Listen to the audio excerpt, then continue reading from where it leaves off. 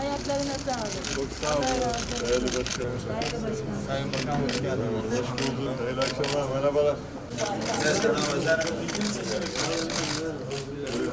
Hem genel merkezdeki görevinde, hem parlamentodaki görevinde, hem kabinedeki görevinde bu şehre dair, bu şehrin insanına dair, bu şehrin götürdüğü bütün projelerde birebir takip ederek bugün şehrin büyük projelerinin bitmesinde en büyük baş mimarlarımızdan birisidir.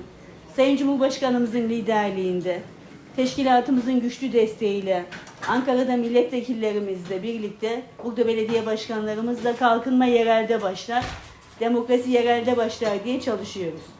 Ankara'da bu kadar yapılan çalışmanın içerisinde, Abdülhamit Bakanımın Adalet Bakanlığı döneminde yapılan çalışmalardan dolayı kendine müteşekkiriz.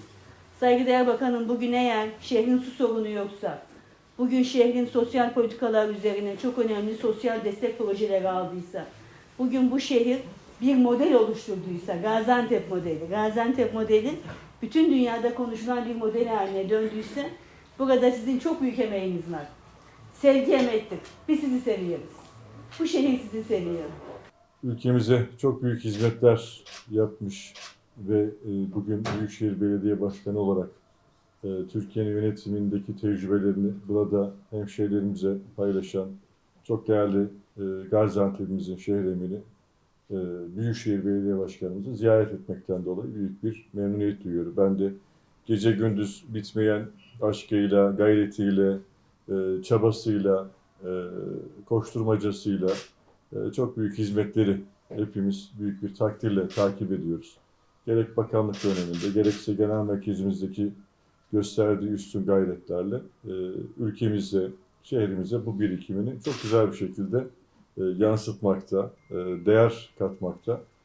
Tabii Gaziantep'e hizmet etmek çok büyük bir onur, büyük bir şeref. Burada tüm belediye başkanlarımızla, meclis üyelerimizle, tüm milletvekillerimizle, valimizin öncülüğünde tüm kurumlarımızla bir amacımız var. Gaziantep'teki 2 milyon vatandaşımızın 365 gün yanında olmak, onları her alanda yanlarında olmak ve onların dertleriyle hemhal olmak. Bunun için gece gündüz çalıştık. Antep'in sorunlarını, Gaziantep'imizin meselelerini çözme konusunda büyük bir gayret gösterdik.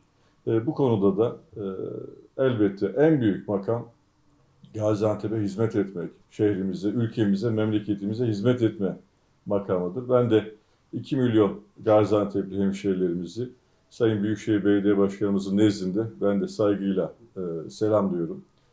Partili partisiz bu memlekette şehrimiz, memleketimiz daha güzel olsun diye gayret eden gencinden yaşlısına tüm hemşehrilerimizi ben de buradan sevgiyle, saygıyla selamlıyorum.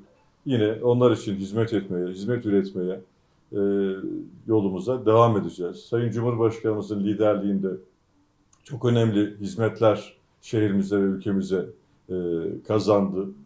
Bunları 2023'te ve sonrasında da yine hem şehrimiz hem ülkemiz, yine Cumhurbaşkanımız Sayın Recep Tayyip Erdoğan liderliğinde bu hizmetler devam edecek. Ben tekrar çok değerli başkanımıza, bakanımıza gayretleri için yine Gaziantep'in bir evladı olarak da hasreten ayrıca teşekkür ediyorum. Tüm hemşehrilerime de sizler nezdinde saygılarımı, sevgilerimi iletiyorum. Hayırlı akşamlar. Sağ olun.